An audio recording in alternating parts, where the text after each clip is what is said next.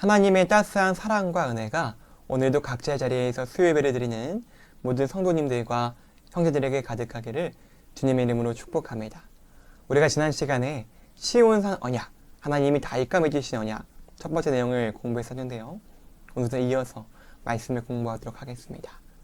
우리 지난 말씀 이야기부터 봅니다.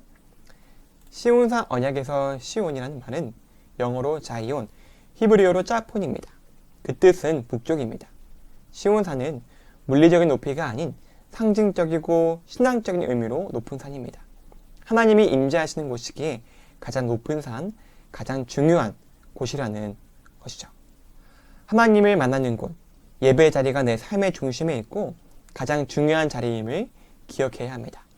그렇게 본다면 일주일의 시작인 주일뿐만 아니라 그 가운데에 있는 수요일에 예배드리는 것이 참 의미가 있습니다.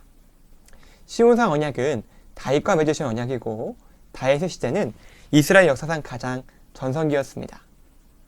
왜 그럴까요? 하나님께서 다윗에게 약속하신 시온산 언약이 그 밑바탕에 있었기 때문입니다.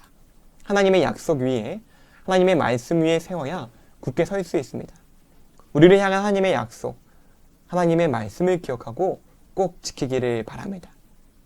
그런 의미에서 우리가 내 인생에서 붙잡고 갈 말씀 한 구절 정도는 꼭 암기했으면 좋겠습니다. 다윗이 잘하고 못하고를 떠나서 그가 죄도 많이 지었지만 하나님을 향한 그의 마음, 그의 중심을 보셨던 하나님께서는 그렇게 허락하신 언약이 바로 시온산 언약이었습니다.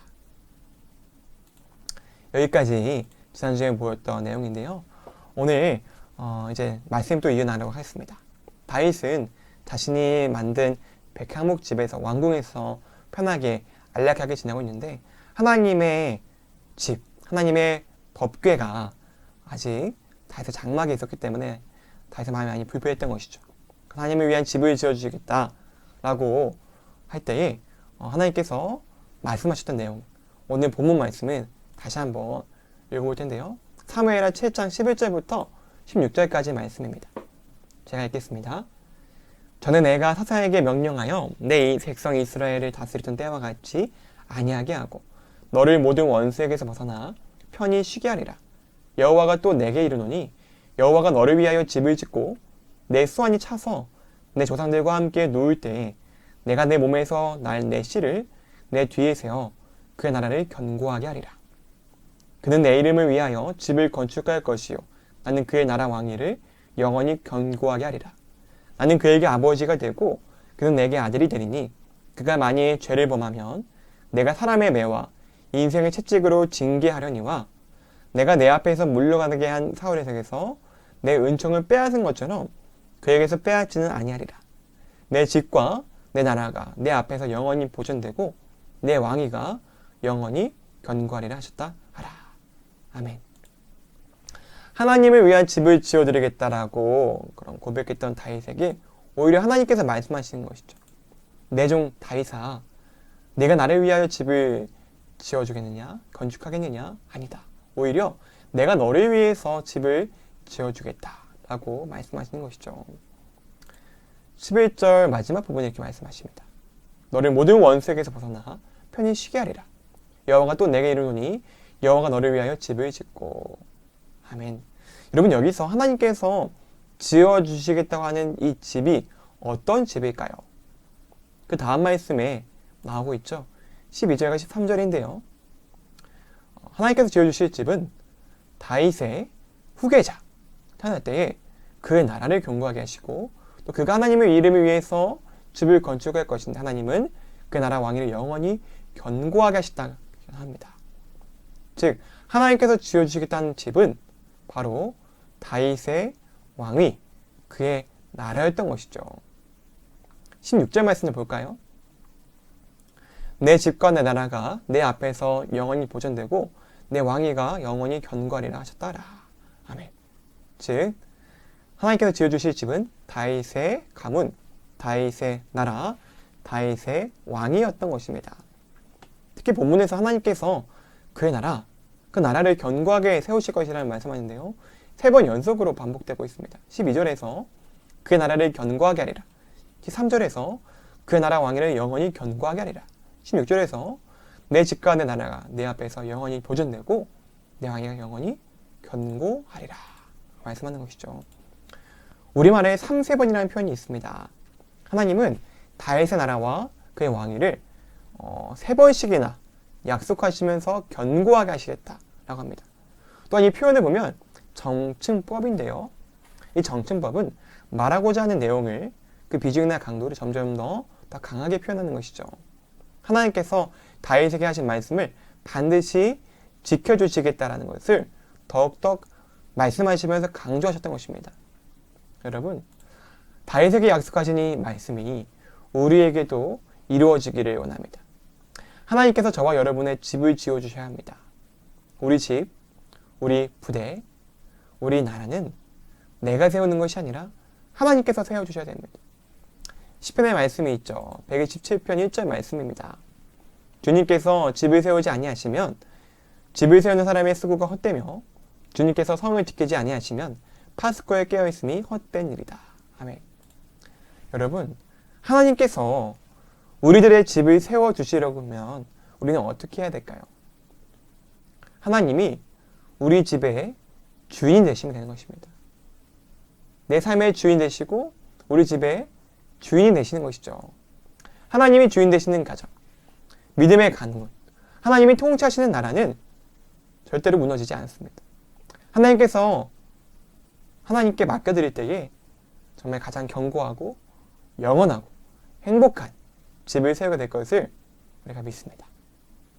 그런데 한편 오늘 본문에서 다윗에게 주신 하나님의 약속을 보게 되면요, 여기에는 언약이라는 표현이 따로 등장하고 있지 않습니다. 사무엘하 7장에 나오지 않지만 사무엘하 23장 5절 말씀을 보면 나오고 있어요. 내 집이 하나님 앞에 이같지 아니하냐? 하나님이 나와 더불어 영원한 언약을 세우사 만사에 구비하고 견고하게 하셨으니 나의 모든 구원과 나의 모든 소원을 어찌 이루지 아니하시랴. 아멘. 다윗이 말하기를 내 집이 하나님 앞에 이같지 아니하냐? 하나님 나와 더불어 영원한 언약을 세우셨다고 하고 있습니다. 다음 말씀도 볼까요? 역대하 21장 7절 말씀인데요. 내 집이 하나님 앞에 이같지 아니하냐? 하나님이 나와 더불어 영원한 언약을 세우사 만사에 구비하고 견고하게 하셨으니 나의 모든 구원과 나의 모든 소원을 어찌 이루지 아니하시랴. 아멘.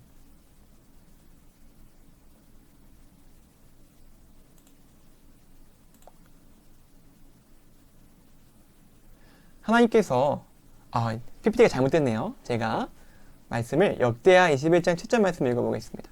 여호와께서 다윗의 집을 멸하기를 즐겨하지 아니하셨음은 이전에 다윗과 더불어 언약을 세우시고 또 다윗과 그의 자손에게 항상 등불을 주시겠다고 말씀하셨음이더라. 여기서도 다윗과 더불어서 언약을 세우셨다라는 표현이 등장하고 있습니다. 이처럼 하나님이 다윗과 언약을 맺으신 것은 분명합니다.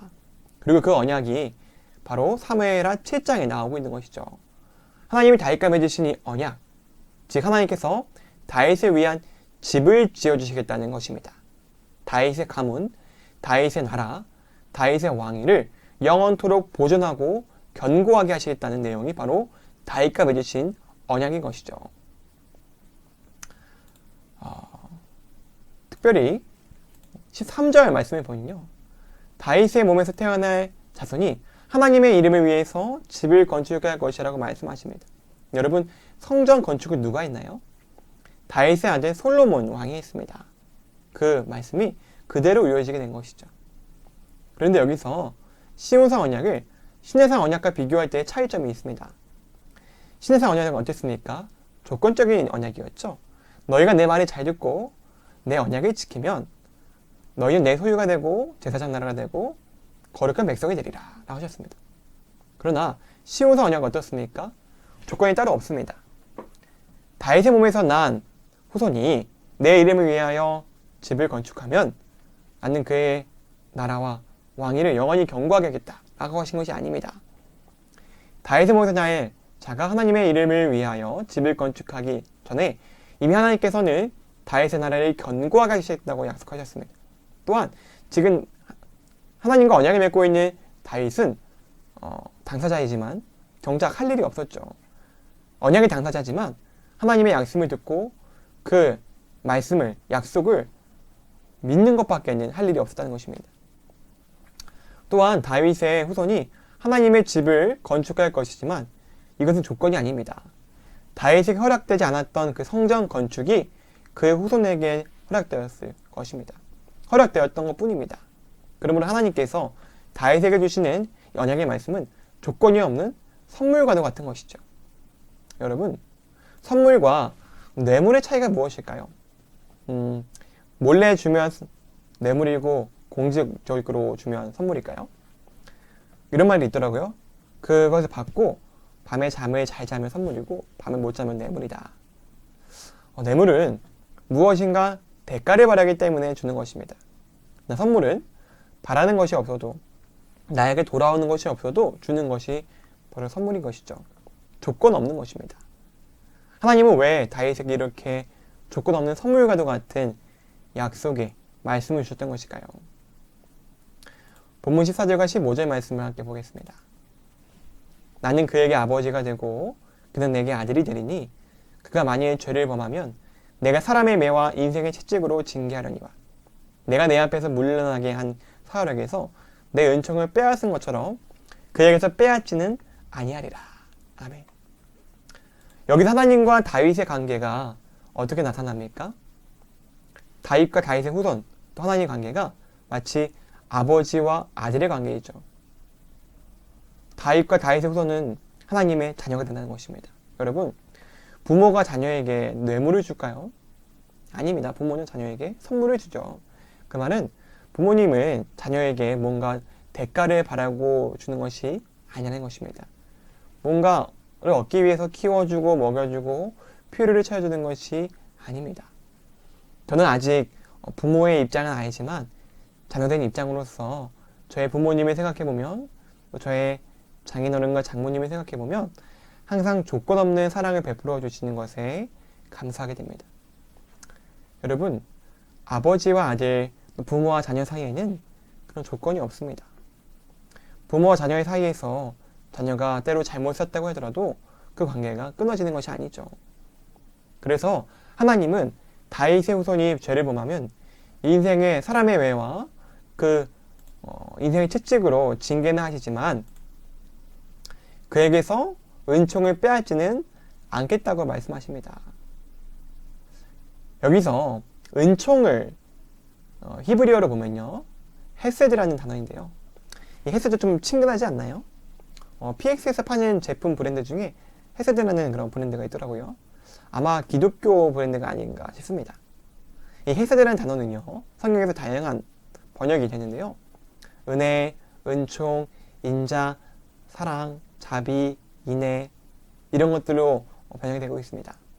특히 이 헤세드는 언약에 기초한, 하나님과의 언약에 기초한 변하지 않는 영원한 사랑을 의미하고 있습니다. 하나님과 신의 언약을 맺은 이스라엘 백성들은 역사 속에서 수없이 하나님과의 언약을 저버리고 파기했지만 그럼에도 불구하고 하나님은 일방적으로 그 언약을 지키시면서 그분의 백성이 돌아오기를 기다리셨는데 바로 그런 언약적인 사랑이 바로 이 헤세드, 은총이라는 것입니다. 하나님과 다윗이 맺은 시온산 언약에는 이 헤세드의 마음이 담겨 있습니다. 또한 이 헤세드는 긍휼이라고도 표현했는데요. 이 긍휼이라는 단어, 불쌍히 여겨 돌보아주는 것이죠. 영어로는 compassion이라고 하는데요. 두 가지 단어가 합쳐진 말입니다. come 플러스 passion이죠. come은 함께라는 접두어이고 passion은 보통 열정으로 번역되는데요. 여기서는 성경에서는 고난을 의미할 때가 많습니다. 그래서 영화에서 The Passion of the Christ 라는 영화가 있죠. 이를 예수님의 그리스도의 열정이라고 하지 않고 그리스도의 고난 혹은 그리스도의 순환이라고 말합니다. 물론 열정이라고 해도 말이 되긴 합니다. 예수님께서 얼마나 우리를 열정적으로 사랑하시면 자신의 생명을 주시기까지 십자가에 달리시기까지 고난을 당하시고 그렇게 죽으셨겠습니까? 그런데 여기서 패션은 고난을 의미하는데요. 컴패션은 함께 고난이 맞는 것이죠. 함께 아파하는 것입니다. 사랑하는 자녀가 또 사랑하는 사람이 아파할 때에 그 모습을 보면서 내가 더 아프다라는 말을 하는데 이것이 바로 긍휼의 마음이고 컴패션입니다. 하나님께서 다윗과 그의 후손들에게 베푸시는 헤세드가 바로 이러한 긍휼의 마음인 것이죠. 또한 이 헤세드 외에도 성경에서 긍휼을 의미하는 히브리어 단어가 있습니다. 바로 라하밈이라는 말인데요. 이 라하밈은 레헴이라는 단어의 복수 형태입니다. 레헴은 어머니의 자궁, 모태를 의미하고 있죠. 그러므로 라하밈은 여러 개의 자궁, 수많은 모태를 뜻하는 것입니다. 이것이 하나님의 긍휼이라는 것이죠. 여러분, 우리가 평소에 하나님을 아버지라고 고백하지만 하나님은 또한 어머니와 같은 성품을 가지신 분이시죠. 부성애보다 모성애가 더 강하다는 말이 있죠. 어머니가 아기를 품고 산고의 고통을 치르듯이 생사를 넘나들면서 죽기까지 모태 사랑으로 아끼시는 분이 바로 하나님의 마음이란 것이죠.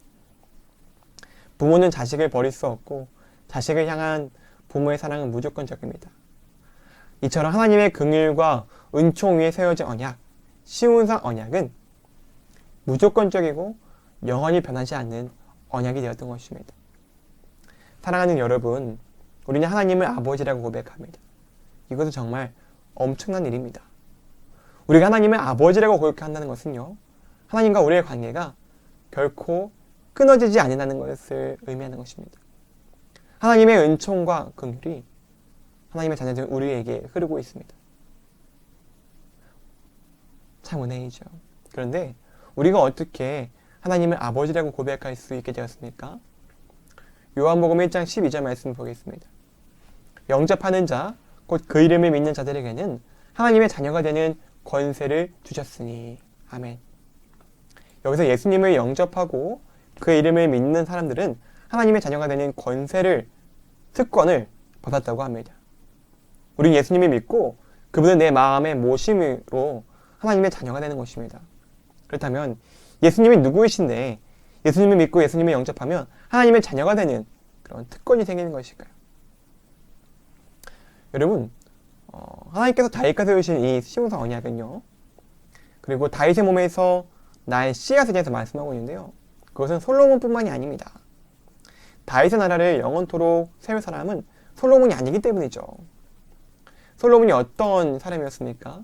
그가 누구보다 지혜롭고 정말 부귀 영화를 누리고 하나님의 사랑을 받은 사람이었지만 그의 인생의 후반기에는 정말 많은 죄를 지었죠. 온 나라에 우상을 들여놓고 그 죄를 짓고 하나님의 징계를 받아서 결국 솔로몬 이후로 나라가 분열되게 되었습니다.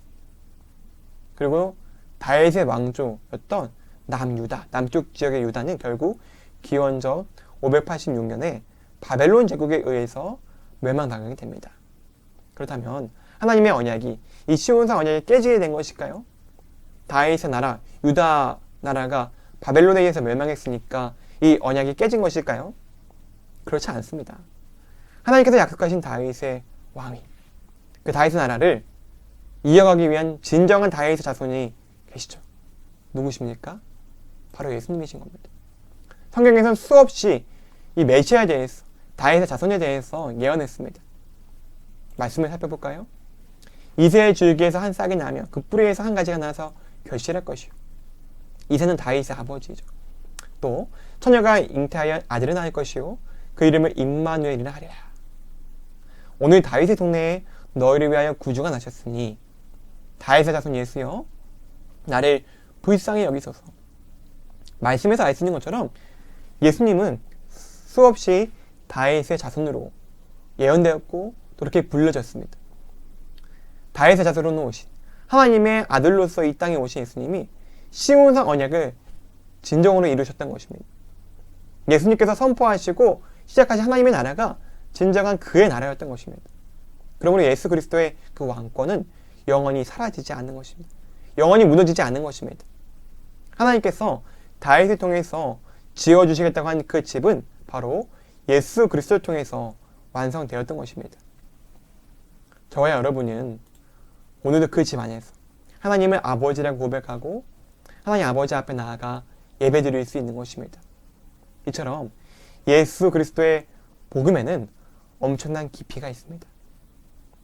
사실 성경의 모든 언약은 예수 그리스도 안에서 성취되었습니다. 저와 여러분이 이렇게 성경의 언약을 오랫동안 공부하고 있는 이유도 사실 예수 그리스도 안에서 성취된 그 언약의 역사를 우리가 성경 속에서 배우고 확신하고 그 언약을 붙잡기 위해서, 그 언약 안에 거기 위해서 우리가 공부를 하고 있는 것입니다. 우리가 다음 주에는 예언서에 등장하는 이제 새 언약에 대해서 살펴볼 텐데요. 오늘 함께 나눌 말씀, 우리 시온산 언약처럼 하나님의 약속, 또 영원한 언약 안에 거하는 저와 여러분 되기를 바랍니다. 우리가 끝까지 하나님의 자녀로서 살아가기를 주님의 이름으로 축복합니다. 우리 함께 기도하시겠습니다. 언제나 변함없는 사랑으로 인도하시고 함께 하신 하나님, 하나님께서 다윗에게 영원한 집과 나라를 세워주시겠다고 말씀하신 것처럼 우리들의 가정도, 우리 가문도, 우리나라까지 주님께서 친히 세워주시기를 원합니다. 내가 주인이 되어 스스로 나의 집을 세우고자 애쓰고 헛된 고생을 하는 것이 아니라 하나님께서 우리들의 집의 주인이 되어주셔서 주님께서 견고하게 하시고 영원토록 함께하여 주옵소서. 긍휼을 베푸시는 주님, 우리에게 조건 없는 선물로 믿음을 주시고 구원을 주시고 또 하나님 나라를 허락하여 주심에 감사드립니다. 너무나도 부족한 우리를 하나님의 자녀로 삼아주시고 아버지라 부를 수 있게 하시고 지금까지 변함없는 은총과 긍휼로 인도하셔서 우리가 이 자리에 있게 되었음을 고백합니다. 주님, 영접하는 자, 곧 그 이름을 믿는 자들에게는 하나님의 자녀가 되는 권세를 주셨음을 믿음으로 선포합니다. 그 믿음, 그 언약을 오늘도 붙잡고 살아가게 하옵소서. 다윗의 자손으로 오셔서 영원한 하늘나라를 허락하신 우리 주 예수 그리스도의 이름으로 기도드립니다. 아멘. 여러분, 오늘 말씀을 이제 마치면서 또 이제 찬양을 같이 부르고 기도하는 시간을 가졌으면 좋겠습니다. 제가 마지막 찬양으로 너는 내 아들이라 라는 찬양을 같이 이제 올리려고 하는데요. 그 찬양의 가사처럼 하나님께서 우리를 자녀 삼아주시고 영원토록 우리를 잊지 않으시고 정말 해산의 고통으로 품고 나아셨던 것처럼 우리가 하나님의 그 긍휼의 마음, 그 헤세드의 사랑으로 우리를 품으시고 영원히 변치 않도록 사랑하시고 진실하신 약속을 지키시는 것을 우리가 의지하며 나아가기 원합니다. 우리가 오늘도 또 중보기도 하기 원하는데요. 코로나로 인해서 아파하고 고통당하는 사람들과 이 땅, 전 세계를 하나님의 마음을 품고 라하밈, 하나님의 그런 모태의 심정으로 우리가 함께 기도했으면 좋겠습니다. 그리고 우리 주변에 있는 우리 사람들, 이웃들, 또 우리 부대 전우들, 또 내가 만나는 사람들, 또 친척들, 하나님께서 또한 기억나게 하시는 사람들을 위해서 중보기도 하는 시간을 가졌으면 좋겠습니다. 이렇게 기도하시고 오늘도 주기도문으로 주님께서 가르쳐주신 기도로 예배를 마치기를 바랍니다.